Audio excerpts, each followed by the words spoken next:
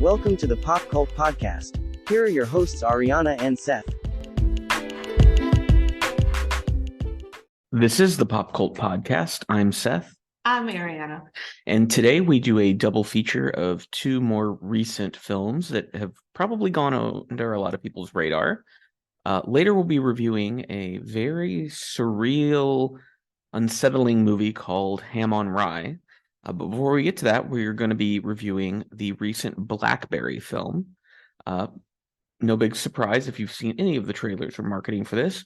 The film is essentially the story of the company behind the first smartphone, the BlackBerry, and how it rises to prominence, ultimately falling into a catastrophic demise as the iPhone is released.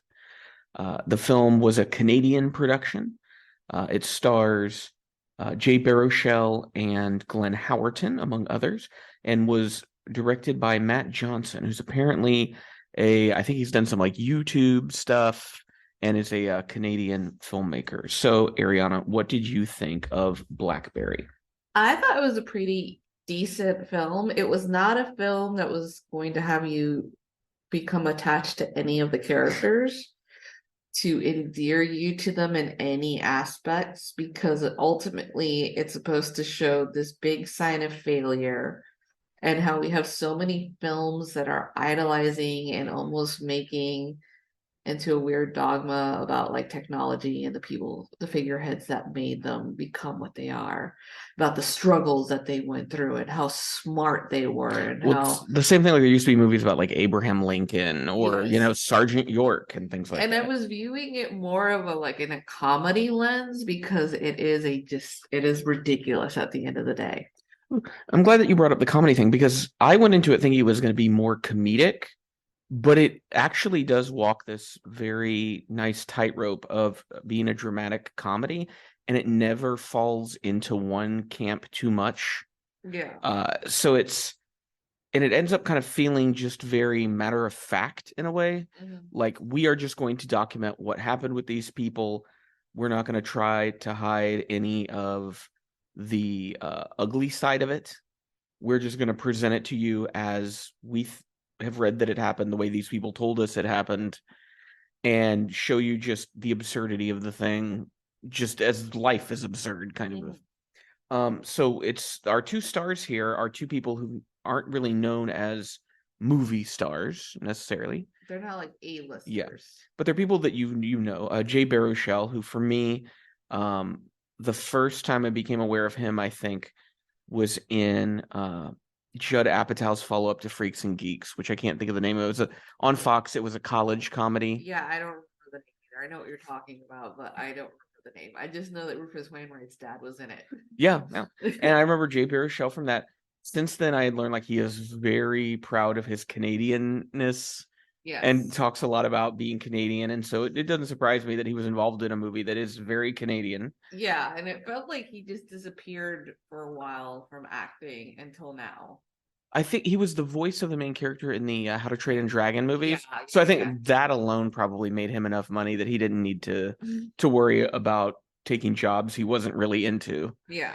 And then, of course, Glenn Howerton, who plays Dennis on Always Sunny, who is an actor I enjoy a lot. He had a short-lived NBC Peacock series called AP Bio, which wasn't the best comedy ever made, but I think it played to his strengths. Yeah, it was something that could run along the lines of a Community kind of like surreal. Yes, sort of because thing. like I like the whole thing that there is like a whole day dedicated to Katie Holmes, because she went to their high school. Yeah, she lived in the same town, and like there was stuff like that I really did enjoy. So it made me sad that they canceled it, but it was interesting because it's not as if like he left Always Sunny. He was like, I'm gonna have my character possibly leave, only for the next season for him to be like, no, guys, I'm not going anywhere. And so for this role, he as Jim Balsill, I believe his name is, the sort of money executive behind it all. He essentially plays a version of Dennis. Yeah. But it is different enough that like he is acting. He just incorporates that sort of explosive temper of Dennis Reynolds. Yeah, with none of the charm or humor Yeah, that's yeah. correlated with him. And then Baruchel as Mike Lazaridis, the actual like technological mind behind the BlackBerry. I think he did a very interesting job with that character because he does. I would say Glenn's character doesn't undergo a transformation, but Mike certainly does, Yes. and he goes from being someone who's very dedicated to the scientific concepts of what he's doing to then just sort of, well, we just have to put out a product and we're in competition with these other people, and eventually agrees to cut corners in a way that he originally didn't want to. Yeah. And thus the film ends, I think, it was on a very good scene with his character that kind of shows a return to those original principles. It's just too late to save BlackBerry at that point. Yeah. Do you have any moments from the movie that kind of stand out to you as like a highlight?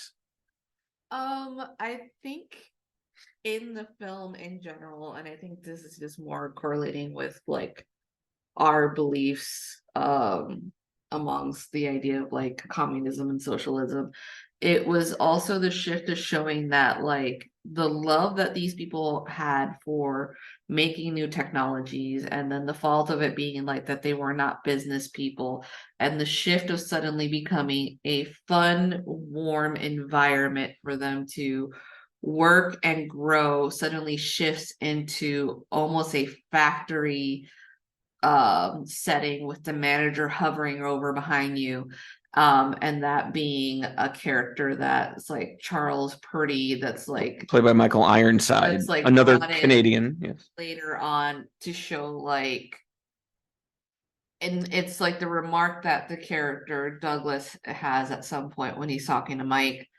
They're talking about how they need to bring in like the BlackBerry Bold, they need a new setting, they need blah blah blah, and he's like, all right, but they're like, well, we're canceling movie night, we got to stop fucking around. And Doug is like, why do you think these programmers and these engineers work 80 hours a day for you without complaining about it, and being away from their family, being away from their friends? And all Mike can say is because they're working for the best phone, Canadian phone out there. And like there's a look on Douglas' face of confusion because it's sort of like, no, they could be paid anywhere. It's because they get to collaborate with people they enjoy collaborating with. They get to take pleasure in each other's company, yes, and they get to have a say in like what the company is doing. Yeah, and it's also, I think it's an intermix of like how we have seen through technologies like Google, Microsoft, how there is a permission now of basically making sure that there's food on site, you have a therapist, you can exercise there, but it's also like not acknowledging to some extent of it being like, that is basically saying that the workforce is worth more than they're paying you, but we're not going to pay giving them you that. like free facilities afterwards. And I do think it's like, yes, it's important for you to bond with your coworkers to feel like you're important, but it's also like this remark of being like, yes, we entice them with this to make them happy, but we're not like, it's also like a wink of being like, yeah, a lot of other places give them these amazing things, but again, they are sacrificing time away from their friends and family. Well, I think it's good to point out the difference between RIM, which is the company Yes. that created BlackBerry, the way we see RIM at the beginning of the movie and where we end up with RIM at the end of the movie. Yes. The beginning, they're operating out of like a strip mall and office space that's above the stores. And we can surmise through that this was a company that formed both out of, a need to have a job and make money, but also that this is what these guys love doing, is building hardware, working with computers, working with other people and sharing ideas and going back and forth to improve each other's stuff. And so it's much smaller, it's more intimate. Everybody knows everybody because there's no way you couldn't in that kind of an environment. And then when Jim Balsil comes around and the money starts being pumped out, the offices shift to these, much more larger open spaces. And even still, there's like the designers, Mike's people, are kind of kept away from the rest of the building. Yeah. And so they're still able to somewhat keep that going, right? That camaraderie they had. But it's only when the iPhone comes out and that sort of blind greed, avarice kicks in, where it's like, oh, well, we have to beat this thing. And so then they start bringing in all these other random people so that they can meet the projections and the numbers that they believe they need to keep up with the iPhone. That's when you see a downturn for those characters. Yeah, and there's also like this idea that I thought in my head when I was watching them make the prototype for the first BlackBerry is they go to a computer shop, they're all Toy store. They go to a toy store, they're breaking all these things down, versus to how it is nowadays where I kept thinking during it, I'm like, oh God, like as much as I have like Apple products myself, I'm like, you can't do what they're doing with an Apple product unless you're a specialized or almost like hobbyist type of person who knows how to like unlock and do and get into the nitty gritty of it. And it is also showing you like how certain areas do not want you to see how they function, and they don't want you breaking things apart to like take the memory out of this and break this down and see how this works, and how that is a gatekeeping that only like few people are able to talk about. But then it's also like it doesn't permit for people to do refurbishing as what like that's how we bought like our iPhones and our iPads in comparison of just buying it brand new. Well, it goes back to the sort of right to repair laws that a lot of states have been trying to pass, where and that's the thing with Apple is their products are very well designed and they function wonderfully. But Steve Jobs' philosophy, and I think the companies kind of continue to carry it over, has always been he wanted the products to be a closed garden. And it came from a smart place where he saw Apple as the computer for people who weren't computer hobbyists. Yeah. So like, we don't want them to have to worry about cracking this thing open and doing anything. Press a button, it turns on. You can install things on it. That's all you need to do, which is great. But like you're saying, it does how we're always constantly told, oh, capitalism breeds innovation. Well, Apple, I think, is a great example of capitalism stifling innovation, either through trying to forbid people from repairing their own products or they void their warranty, or making the tools to open up your own iPhone like illegal for me to purchase unless I'm a licensed dealer. And so it keeps a mystique about the computer because you never really understand what's going on. Like you asked me, I don't know what's going on inside my iPhone, but you asked me about my, laptop that runs Windows. Yeah, I can tell you about the functions of what's going on inside there. The Apple products, I don't really know. Yeah, and it's just when you do that on how like I think it's almost like this insane thing that like with Mac products, all they're gonna do is run on Mac.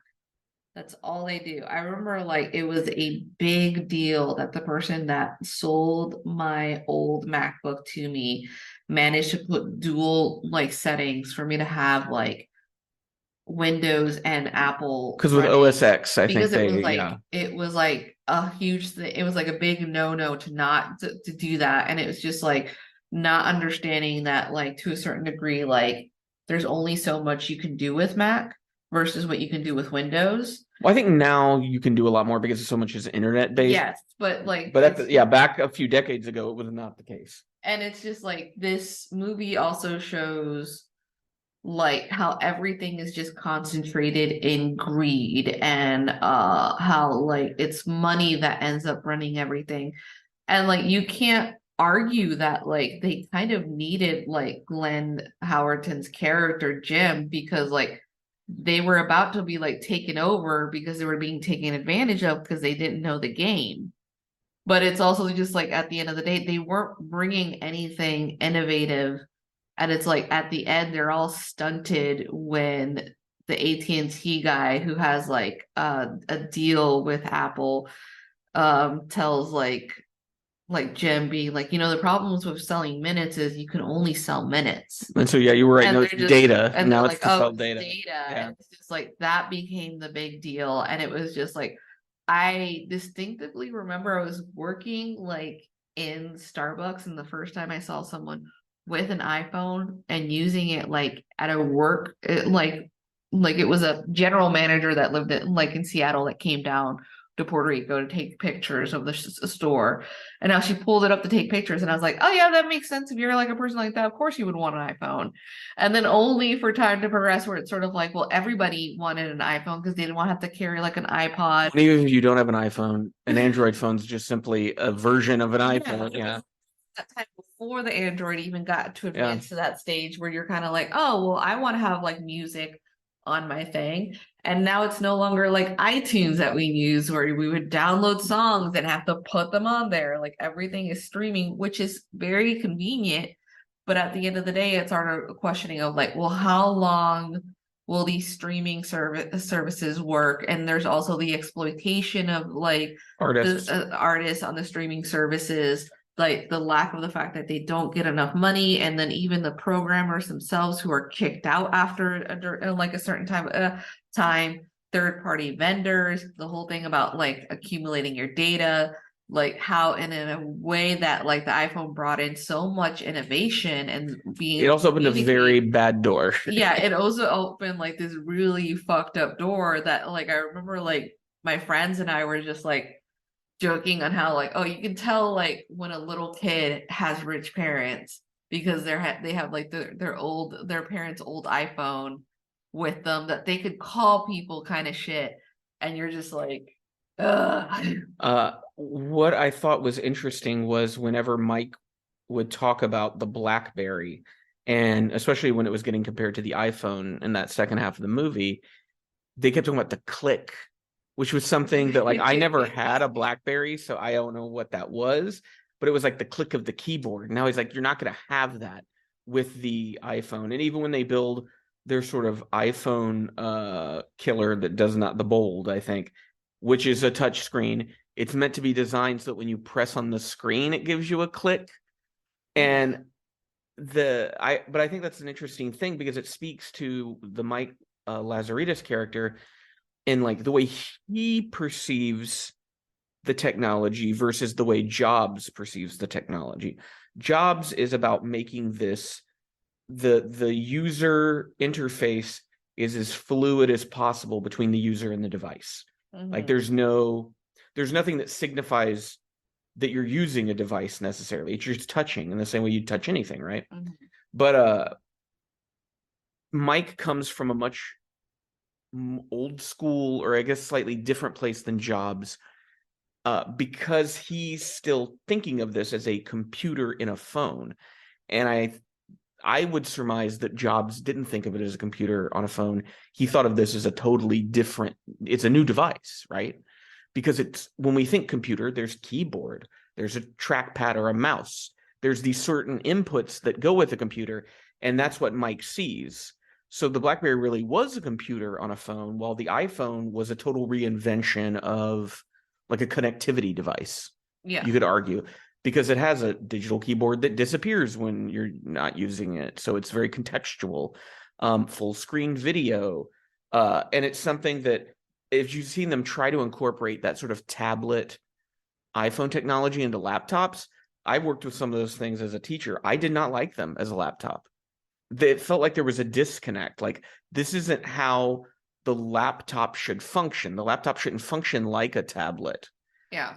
And so I always thought that was an interesting, like, reverse misunderstanding where it's, for me, when I am on a laptop, I want the keys. I want a trackpad. That's how I interact with it. I mean, I remember like briefly having a laptop that was like touchscreen, and how like that would annoy the hell out of me after a while, because I remember like you would like come over and touch on the screen, and I'd just be like, I'm in the middle of typing, and you'd be like, oh, but I want to see what you're doing here, and I was just like, this is so fucking inconvenient. And especially like when you think about like how when I worked with someone who is very old school, and whenever we worked with graphic designers, she had this problem of like pointing and touching the screen, and people would be like, stop touching my screen.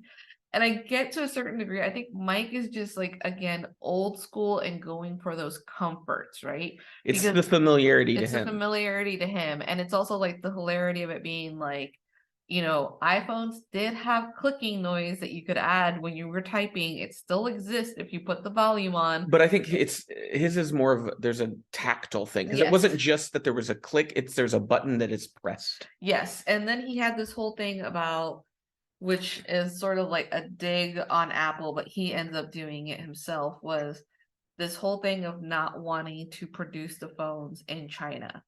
And I think the one thing that kind of annoyed me, but again, it was probably like that was how the character did phrase it. It's supposed to be that he's saying, oh, it's made by production people who don't care in China, and that's why you have a lower quality. And it doesn't have to do with them not caring. It is the amount of money that you are giving them. It is that is like the equal of what you're going to get. So that hum that was driving him crazy with certain things had to do with the fact that they're like, you're only paying us X amount of money, so this is the quality that you're going to get. Well, it's also the production schedules don't allow for them to fine-tune things. It's we send you the specs, here's the materials, put these together, and we need it by this date, no later than that. So you're going to have like screws that need to be tightened, and all of these little minuscule things that are very easy to overlook when you have a device that's just like, it functions. That's all it needs to do. And it's like, and I thought it was just interesting on how at first Mike really fights against the idea of making any production in China because he wants that quality control. He wants the higher quality. And it's also like when you get something overseas and you finally get the final product, it's too late for you to go like, let's go back, because the reshipping, the rehandling, all of that. But it is the way he tried to hold on to it. And at the end, he loses.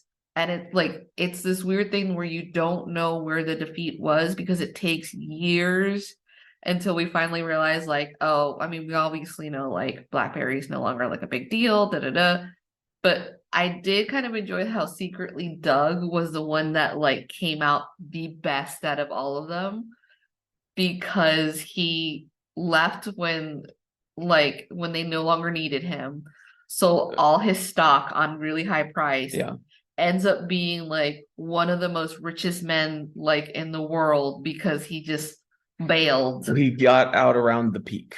Yes, versus everyone else who clung to it and weren't willing to admit defeat or try anything new. Well, the film even tells us in the end titles that at its peak, BlackBerry controlled like 45% of the cell phone market, which is incredibly good at that time. And so you can see why for these people, they couldn't imagine failing, right? Like the speed with which they dominated the market was so quick and so succinct. I mean, like, I remember, I think it was Barack Obama had a BlackBerry in the early years of his presidency. So it was so ubiquitous. It was everywhere. And you can understand why they start to get cocky and why they can't even contemplate the idea that this iPhone thing is going to destroy them. And also, it wasn't Jobs' first attempt at a tablet.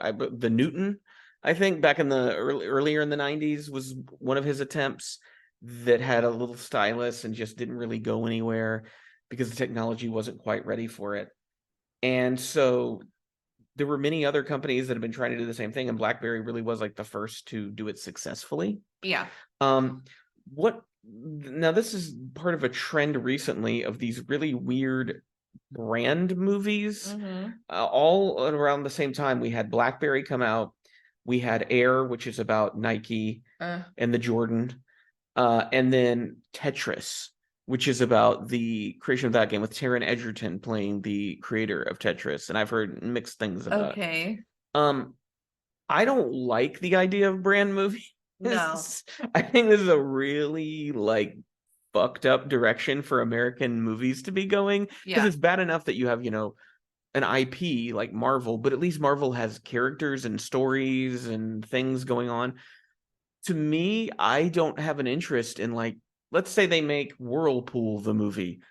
I don't care. I don't need to know anything about how the Whirlpool Corporation came to be. But this isn't we've had in the past few years, there was the McDonald's movie with Michael Keaton, which we never saw. where it was about the invention of that restaurant. Jeez. And so this isn't necessarily the first time these have happened. It's just these three all came out around the same time within the same like couple months. Yeah, and I think this one is more like making little jabs and remark. I think This is less trying to be an advertisement because BlackBerry isn't a thing anymore. Yeah. Whereas Nike is still around, Nintendo is still around. Because I think one of my favorite bits of this film was, so Mike is like at his desk scribbling out different names for the for what this thing could be called, and he's just like has all these absurd names, and everyone's watching a movie, and Doug yells, Mike, what are you doing? Mike, you're missing your favorite movie. Stakes feel so low because it's like, oh, he's just missing his favorite movie. It does, like, you contrast this with something like The Social Network. Yes. Where you have like, David Fincher directing, and he makes this like biblical intensity of Facebook. Yes. Which it's a great movie, like both technically, and I think he does there's some interesting things going on with Mark Zuckerberg in that movie. But you also have Aaron Sorkin writing it, so it is very up its own ass. Yeah. And this movie never makes itself more important than it needs to be. No, because it does these little cues to wink at you, being like, this is a ridiculous thing. So there is a point that Jim and Mike are talking, and they're kind of talking about how they're gonna go make a pitch, and how like Doug wants to go, but he's like, I think Doug really wants to go. And he's like, you know what I learned in Harvard? Like, I had a professor who told me, in order to be great, you have to make some sacrifices, right? That's the whole big quote. But, you know, Doug sticks around, right? Doug is around, and then at some point, we see Doug wearing the same fucking yellow shirt almost in every he's like a cartoon character. Yes, like yellow shirt, red bandana, and then his final day at BlackBerry, he's wearing a black shirt and a jean jacket, and that is the last time we see him. That is basically like almost saying he is there dressed for his own mourning. But then there's this whole thing about like the SEC is investigating them. You know, Jim. They're just kind of cold calling people at the BlackBerry company. And like Jim is too busy trying to buy a hockey team, having a little hissy fit. And when Jim finally is going to go to the BlackBerry like buildings, he passes by, and we see his Harvard diploma. And he's going with Mike, and they're like, hey, they're in the other room. He's like, what do you mean? And Mike just lines out like, you know what's going to happen. And it is basically the Harvard signal is the Harvard license, like his whole like graduation diploma is showing you like, oh, Mike has learned his lesson from the Harvard people and now is applying it onto Jim. Like, it is so dumb the way it does it. And I think it's supposed to be a wink. And I know like someone who hasn't watched as many films or isn't a film nerd is going to watch this and think this is a serious film when it's not. The humor is so subtle in this movie. because it makes it so, like, when you think about it, that's why I'm laughing, because it's so fucking stupid. Well, it's clear that like they really went through and looked at tropes and cliches in biopics, and especially looked at something like, you know, the two Steve Jobs movies and The Social Network, and sort of pulled out what are scenes you expect to see in this movie, and how can we kind of do those in a silly way, but not in a, you know, Adam McKay, Will Ferrell absurd sort of way. Yeah, because like we don't get any sense of these people actually having families outside of like BlackBerry. We never see like Jim being like avoiding a call from his wife kind of thing. We never see like Mike regretting not being able to go to his daughter's play. It's just like two guys who are running a business, and one dude is going overboard with the money, and the other dude has no idea what to, like, he already made his big like innovation and has nothing else, and isn't really just bringing in, like, they bring in new people just so they can sell more phones, and it's never like, oh, let's redo it so we can like make something completely new and be excited for it. Yeah, there's just variations on the same thing. Yeah. I felt that I was reminded a lot of *Halt and Catch Fire* while watching this, in that both things are very interested in, especially early on in this movie, the process in which a thing gets invented and designed. Yeah. I think you get a little more with *Halt and Catch Fire* because, of course, it's a TV show, so they can go a little deeper. But I feel as though those would make good companion pieces to each other, because there's also there's some humor in *Halt and Catch Fire* where they try to keep it from getting so dark. Visually, it was a lot of handheld camera, so it had that pseudo documentary feel of like Succession or like a Safdie's brother movie without the insane amount of anxiety that those movies have. But yeah, I think it's a movie that would appeal to probably a lot of people that don't think they would like it. Yeah. It's not like the greatest movie. It's not going to be on my top 20 of the year list. And I think it's one of those films that if you're used to watching Glenn Howerton on screen, it's very weird because he has a bald cap on.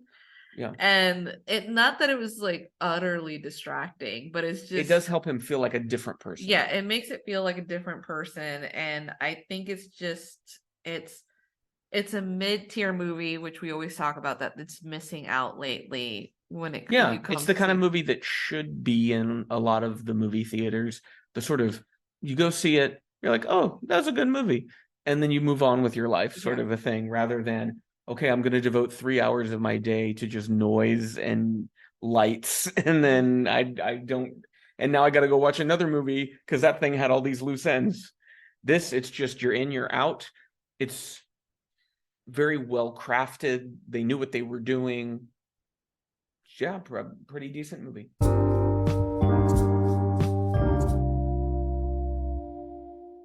Our next movie is one that I'm going to bet most of our viewers have not heard about. We only heard about this through Movie Boy on TikTok, who is quite a character, I think. Probably one of the best characters. Yeah. I believe he's gay. And I think he's in his 20s and a big movie fan. And so he does posts all the time. He keeps me updated on what's coming to streaming month to month. Yep, there are times that he knows before some websites even. Well, yeah, I'll constantly try to go like, I wonder what's streaming, in July, and I can't find it, and somehow he does. So I don't know how he does it. So he recommended this movie, and after he described it, I thought, I want to see if I can watch that movie. So Ham on Rye. A bizarre rite of passage at the local deli determines the fate of a generation of teenagers, leading some to escape their suburban town and dooming others to remain. It was written and directed by Tyler Taormina, I believe is how you say his name, as well as Eric Berger. Indie film, but incredibly good cinematography. It's got a few familiar faces. I noticed Danny Tamborelli and Lori Beth Denberg, both from All That, and then Tamborelli's also in Pete and Pete, which was a show that this movie reminded me of. Yeah. It has a very Pete and Pete vibe. So, Ariana, what did you think of Ham on Rye?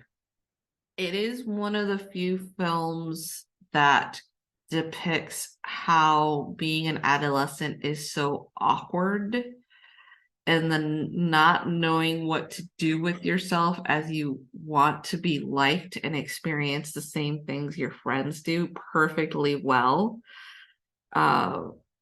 Of course, like a lot of times what occurs is Seth puts on a movie and won't tell me the title, won't tell me what the information is. So I immediately was asking, oh, when was this film made? Because it felt like it was made in the early like 2000s or 1990s. It has and it does that in a way, like we talk about sometimes, there's a lot of things now that claim to be 80s, 90s nostalgia, like Stranger Things, and I just don't feel that it is from the look of it.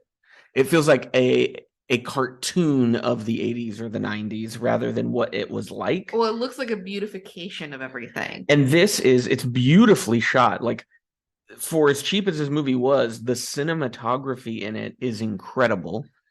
And it's also, a lot of thought went into lighting and the wardrobe that was involved, so that it evokes the sense of a time in the past, but like you said, it's hard to pinpoint down when, which is good. It makes the movie feel disconnected from any sort of material reality, which is how the movie should work, because it's a movie whose plot is hard to describe, as it's just kind of these series of surreal vignettes and a film that gets increasingly more unsettling the longer it goes on. Yeah. And serves as a metaphor, I think, for the people who don't conform and find that they can't leave their hometown. Because I think that's ultimately the message of the movie, and you really discover that in the second half of the movie. Mm-hmm. Is because we have all these kids, they're, dressed up nice. We think maybe it was some kind of like middle school dance or, some kind of high school dance. Like, we are not really sure. They look like they're somewhere between, 13 to 15, maybe 16 years old. And then when we see them meet up, it's at a deli. Mm-hmm. And there's all this ritual folded into it. One of the scenes that stuck out to me when I watched it the first time is outside of Monty's Deli. There's this handprint that's part of the logo on the window. And as all the girls are coming in, one by one, they put their hand on the handprint and then they go inside. And the aspects of the dance that they participate in feels as though it's something that they knew before they got there, how this would play out, that there was a routine to it. Yeah. So what we're seeing is essentially a ritual taking place. Mm-hmm. And it's clear that these kids don't fully understand the purpose of the ritual, but it's just something they saw their older siblings do, they've heard about, and it's just something you do. You get dressed up, you go. And so the whole first, I'd say maybe it was about 25 to 30 minutes of the movie is just getting to the deli. Yeah.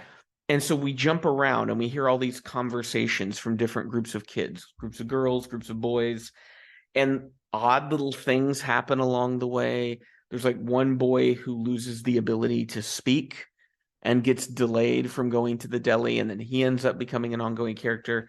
We also have Haley, who I would say is probably the closest to being the main character in the movie, and the group of friends she's with. She doesn't quite bought into going to this thing, Mm-hmm. but everyone else is going. And then when she does get there, she leaves before it all goes down, like the whole ritual.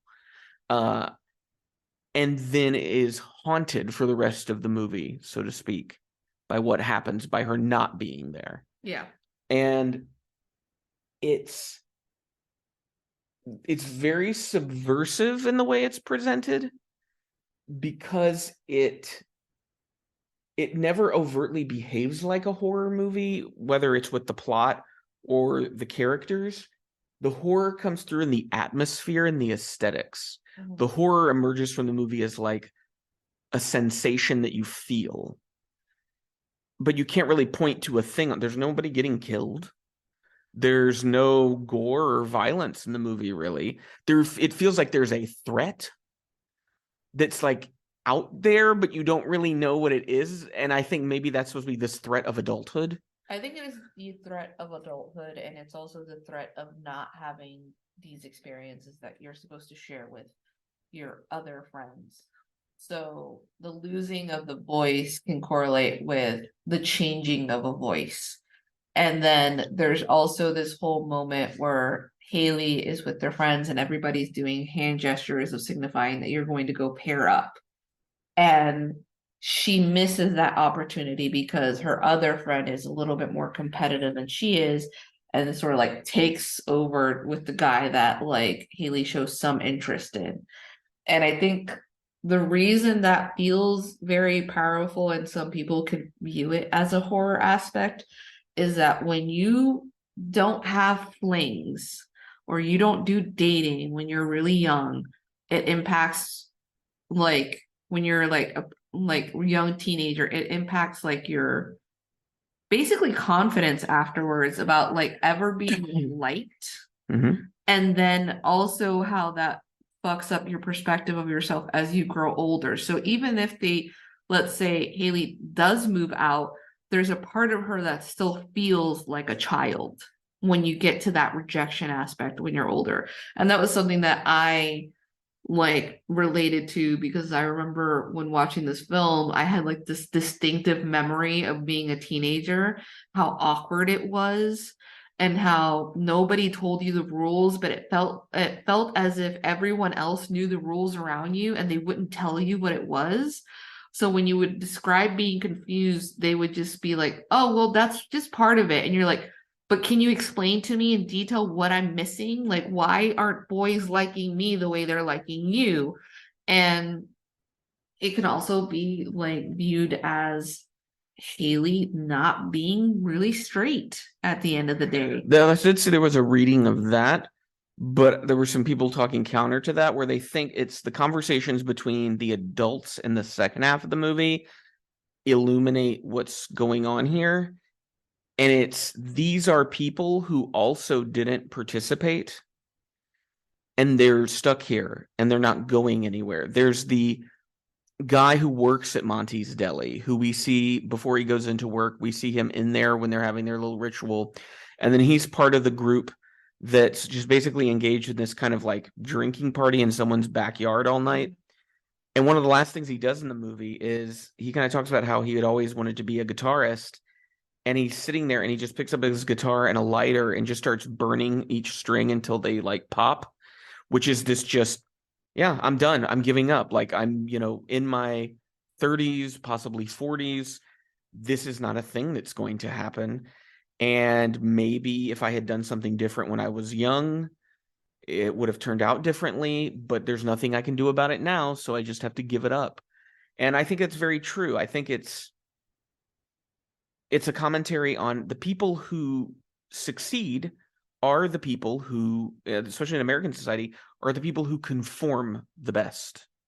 They're the ones who, within these academic and social systems that we've created, excel. Yeah. Because they conform. And it's the people who question, the people who feel uncomfortable and choose not to participate, do get left on the margins and do get left on the outside. And they're perfectly capable of success. It's just the kind of success they would do well at is not catered to in the society. It's something that you have to work much harder at than the people who just go along with the flow and conform. And I think that's what we're seeing in the movie is the kids who stay at the dance, who participate in this sort of surreal ritual, they vanish from the town, right? They're free. Yeah. Haley, who leaves because it just doesn't feel right to her. She doesn't understand why they're doing this. You can see she kind of feels almost like there's a cruelty in the way these certain people at the party keep getting thumbs down and rejected, and she doesn't want to participate in that. So she's doing something that is, virtuous, where I don't want to engage in hurting other people's esteem. Okay, you don't have to, but you're also not going to be able to move on. And she wanders around the town all night for the rest of the movie, calling her friends, leaving voicemails, wondering why nobody gets back to her. And if you think about post-high school, for people that weren't weirdos like me and were homeschooled, or post-college, and the way people, they move on from this moment, they engage in this ritual, this rite of passage, and they're harder to get in touch with after that because they're moving on with their lives. And I sometimes think about this because, and it's probably like a product of my autism, is I think a lot about people I went to college with on a weekly basis. And I realized, the other day, like I haven't seen or spoken to many of these people in like well over a decade. And we're all on social media, and I could reach out just as easily as they could reach out to me, but neither of us have really done it. So you have to start to question, when I think of these people, am I just thinking of an idealized version of these people that simply just didn't exist in the first place and certainly doesn't exist now? And is it even worth continuing to think about them, right? Because, like, what are the chances I'm ever going to actually speak to these people again? So, and I see a lot of that in this movie. Haley, there's a ritual happening that she doesn't fully understand, and they don't either, but they just go along with it. And they're rewarded for just conforming and going along with it, and she's punished. The boy who goes mute, he is delayed even further because he ends up falling in a manhole and breaking his leg. Mhm. And he ends up in the hospital in the second half of the movie. He's in a wheelchair. His mom is pushing him around in the wheelchair, and it becomes very obvious she's just getting more and more annoyed with having him around. And one of the last times we see him in the movie is she rolls him to some warehouse somewhere that has like stuff in it, parks his wheelchair there, and just walks away. And so you think about like, this kid went mute. He's in a wheelchair. There's clearly a lot of signifiers about disability going on here. Yeah. And that he wasn't able to participate in this mating ritual that they're engaging in because he had some sort of, what they viewed as a defect. Yeah. And that doesn't simply hinder him in participating in the ritual, but in being a part of this community, to the point that his own mother is like, I can't stand the sight of you. I'm going to put you somewhere where I can just move on with my life. Because the expectation was that he was going to go to the ritual and then he would disappear from the town like all the good kids are supposed to do. And he didn't do that.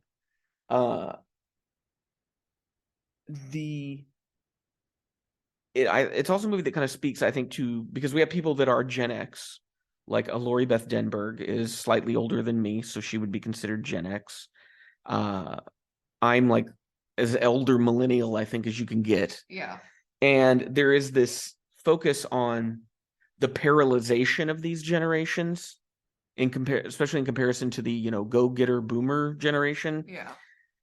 And where it makes sense, it's the table that has been set for Gen Xers, millennials, even Zoomers, is such a hostile, frightening world that there is this sense of, I just want to cling to the place that I know. I think about my own life is my parents moved to Robertson County, Tennessee when I'm 9 years old.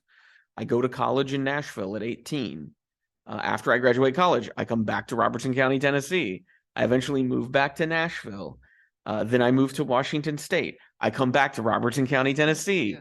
Then I move back to Nashville. We get married, live in Nashville for a long time.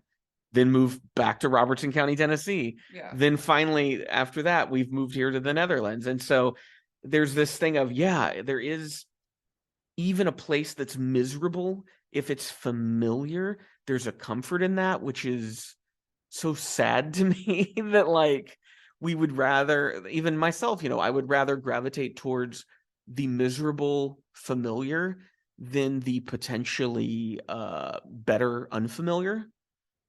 And you could see that as a reading with these characters is Haley feels very awkward and uncomfortable, but she's not quite ready to leave yet because this is what she knows.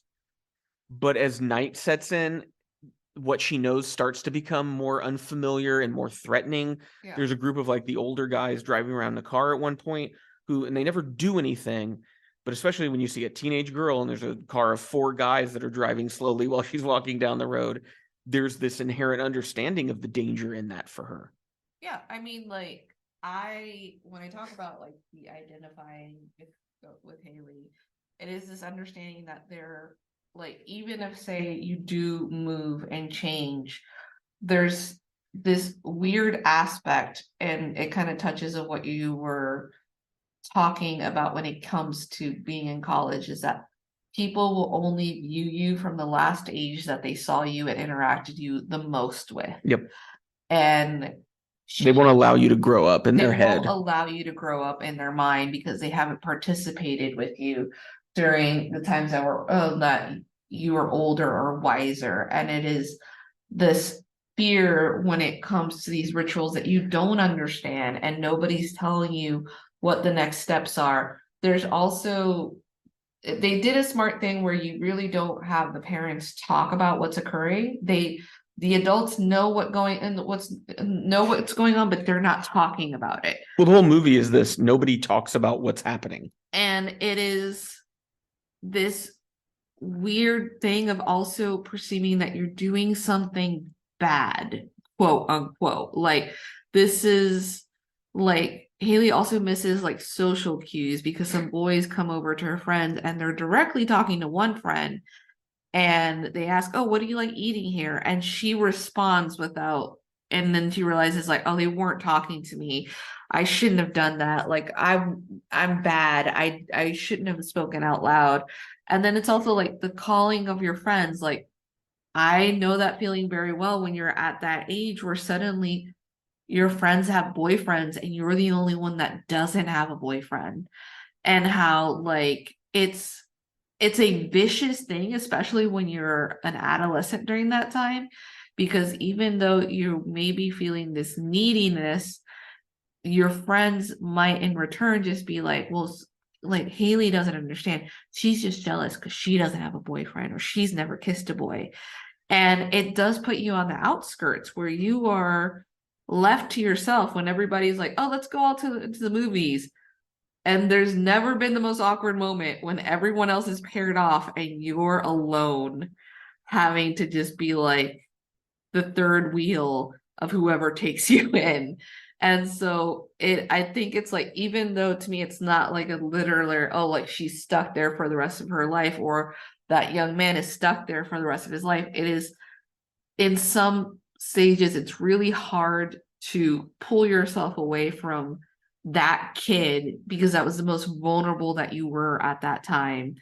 And again, like you can explain it now as an adult, just being like, oh, it was just, we're figuring out what like our hormones are, figuring out who we're attracted to, how do we like flirt. But during that time, it is the unknown. It is like it's so, and it's, I think one of the other reasons that I felt like this film felt as if it was older, it was because not all the kids were like enormously attractive. Well, they didn't look like they had been done by Disney Channel Central No, I Casting. feel like Right. now They just look casting like kids. is so selective because some child actors were deeply traumatized for having been casted as the ugly kid, that now they're kind of like, well, we'll just put an attractive person, put some glasses on them, make them look frumpy, and then We just won't only cast unconventionally, insanely gorgeous looking children, and then that way we avoid traumatizing anybody. Yeah. Now no one sees themselves on television. Yeah, and I think that is, and because honestly, at the end they'd be like, yeah, because that's the ugly character. Yeah, I think about Screech from Saved by the Bell. How he got fucked up. Yeah, was so messed up. Like, and because he was cast as the ugly, nerdy loser, and like that obviously traumatized him for the rest of his life. And I don't know what the situation with their parents. It feels like if unless you had really good parents and you were cast as like the ugly or overweight kid. Well, you think about it. Speaking of, we have two Nickelodeon actors who I know Lori Beth Denberg has always been a overweight person since she was on All That. And I, without even having to read an interview with her, like I know also as an overweight person, I guarantee you that she was made fun of by cast members. Yeah. She was made fun of by people that were like fans that came to see the show. Yeah. I'm sure there were reviews and things written up about her, even not like just internet comments, but official industry stuff. Like more hardcore because she's in the comedy element. Yes. They'll tell her, well, you should be able to take a joke, honey. Yep. And then like Danny, who like was like when he was acting average weight, but redheaded kid. Well, he went from that like cute little kid to then a teenager who didn't turn into some sort of like glamorous, we can do a singing career with him like they do all of these well, I think actors he now. was like before that started to become a trend. It was before the Dan Schneiderfication of Nickelodeon. So I think what's interesting about this movie is the shift from day to night, and that's an important thing because it feels like we're going from a dream into a nightmare as the movie progresses. And like I said, there's never anything overtly horrific. It's just this, some of the words I wrote down were just ghostly, haunted, mysterious. It's quite a skill, I think, to take very mundane settings and situations, which this movie is just full of very mundane things, and shoot them in a way with the right lighting, the right cinematography, you're framing everything, and make everything feel unsettled. But it also reflects, especially when we get to these older characters in the second half, that the transformation of your perception of your hometown. now that you're older and you have more context and knowledge about the world, that comfortable place that you chose to cling to has a whole new light to it. It appears different to you. It's not a nice place, and you start to realize this never was a nice place. I just didn't understand that at the time. Yeah. And the film does such a great job of reflecting that. I detected some shades of very David Lynch in that sort of we live inside a dream. There were people I saw comparing it to Yorgos Lanthimos in terms of the character behavior. Oh, yeah. I also thought some Gus Van Sant a little bit, and that we have this heightened reality that he likes to put in a lot of his movies, as well as like Richard Linklater. Yeah. If you think about Dazed and Confused, where there's a plot, but we're just kind of floating around from group to group, and it's more about the feel than it is a plot with the character arcs and all of these things. Like the feel of that time versus like yes, how it felt as if to go out as a teenager during that time. Are there cell phones in this movie? I can't remember. Yes, there are. Okay. But they were just very good at not having them on them all the time. Like Haley, you realize, oh, it is modern times because she's pulling out her phone and she's calling her friends. But like, we don't see people texting that much in the movie or anything. Yeah, we don't see like any social media pop-ups or some. It was interesting because I read the director talked about the first screening of the movie at a festival, and they had walkouts and people who were like, I hate this movie. And he got really down. The second festival, everybody loved it. And that was when he realized, oh, it's going to be one of those movies where I can't predict what one audience is going to do compared to another audience, because it's just a movie that when it finds the people that click with it, it's going to click really hard. Yeah. But there are going to be, most people are not going to like this movie if they ever happen to sit down and watch it. And I understand why you wouldn't. It's not hand-holding you through a plot. It's not spelling everything out for you. It's not hopeful. Yeah, it's not a hopeful movie. While on the surface, it appears like it might be pleasant, it's ultimately not a pleasant movie. It's a movie about discomfort and the pain of transitioning from a child into an adult, and that it's not a pain that you can avoid if you're someone who simply just can't conform, which is something I relate to a lot. So if you're, a neurodivergent person, you're anybody from any sort of like marginalized group where, I can't just go along with what everyone around me is doing, it makes it very difficult to make that move. But Ham on Rye, if you're up for it, I think it's worth watching. We watched it through Canopy, which is one of the places where it's available to watch without having to rent it. So if your local library does do Canopy, this is a great one to take a look at. Well, this was the Pop Cult Podcast for this week. We hope you enjoyed this episode. Make sure to check out our show notes for links to relevant places connected to Pop Cult and our podcast, including popcult.blog, which is the website where we post reviews every Monday, Wednesday, Friday, and more on the weekends. If you visit our website at the moment, we're doing a queer cinema series for Pride Month. Some upcoming films that we'll be reviewing are My Own Private Idaho, Beau Travail, Happy Together, and more. I want to say My Own Private Idaho, first time I ever watched it, one of the best pieces of art I've ever seen in my life, but I'll get more into that when I write my review. Also this month, we'll be reviewing TV shows like the final season of Succession, the final season of Barry, and the final season of Deadwood, which we've been going back to watch. Also, final season of Succession, best season of that show, I would say. We'll be talking about that in Barry in an upcoming episode. I'm also doing a look at the work of Grant Morrison all month. We're looking at all 3 volumes of his Batman run omnibus, as well as his All-Star Superman miniseries. If you enjoy what we do here on the podcast, make sure that you subscribe so you're going to be notified whenever a new episode comes up. And if you like what we do over on the website and over here, please think about supporting us on Patreon. We've got some different reward levels that give you different special things. For instance, Becca and Matt, who donate at the $10 Writers Room level, they get to pick one movie a month that I will watch and review. If you donate at that level, you get to do the same, as well as add your own thoughts if that's something you want to do. And I also want to thank Morphine, who donates at our $3 sneak preview level. That's a great level for those of you that aren't willing to or able to give up a lot of money, but you are willing to do maybe $3 a month. We appreciate that. So until next time, keep listening.